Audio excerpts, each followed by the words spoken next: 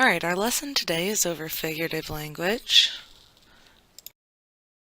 Your learning targets today are I can define different types of figurative language, and I can identify the type of figurative language that's being used in a passage or a sentence.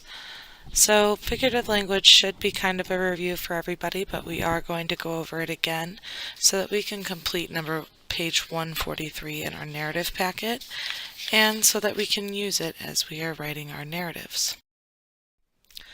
Go ahead and take out a piece of paper and take notes. You can refer to your Cornell worksheet if you need a reminder on how to take those Cornell notes, or if you remember, go ahead and get started as we go through the video.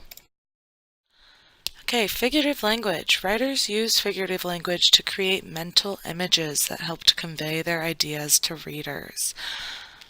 So it's not just because it's fun, but it's actually kind of to make things more clear to the reader. There are a lot of different types of figurative language, but we're only going to talk about 4 of them today.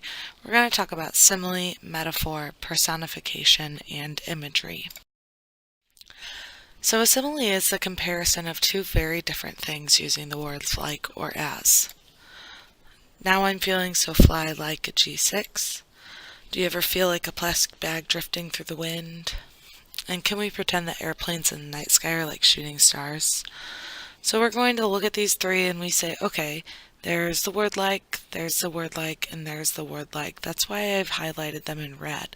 That way you know that's how I have decided that this is a simile.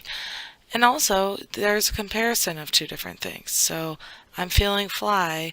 How fly am I feeling? Like a G6, like an airplane. I'm comparing the way that you feel to a plastic bag that's drifting through the wind. I'm comparing airplanes to shooting stars. So I'm using the word like to compare those things. And did you realize that those were all song lyrics? First you had B.O.B.'s Airplanes, you had Katy Perry's Firework, and you had Far East movements like a G6. So, whether you know it or not, figurative language is all over song lyrics. It's everywhere, which makes sense because songs are pretty much just poems that are written to a musical rhythm.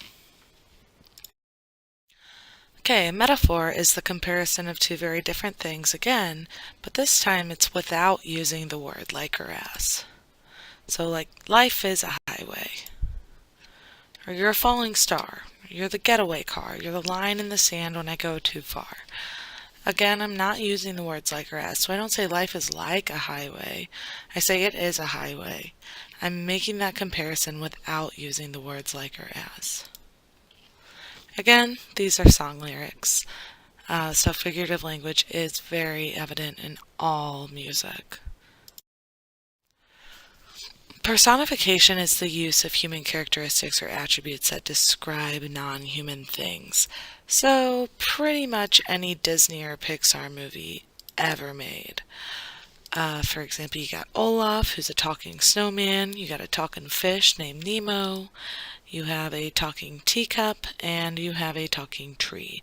All of these objects, all of these things are doing human things, but obviously they wouldn't do those in real life. Okay, and lastly we have imagery. Imagery is the use of language that appeals to the reader's senses. So when you hear something on the radio, or you watch or you read something that you feel like, oh, I'm there, like you feel like you're there, that's imagery at work.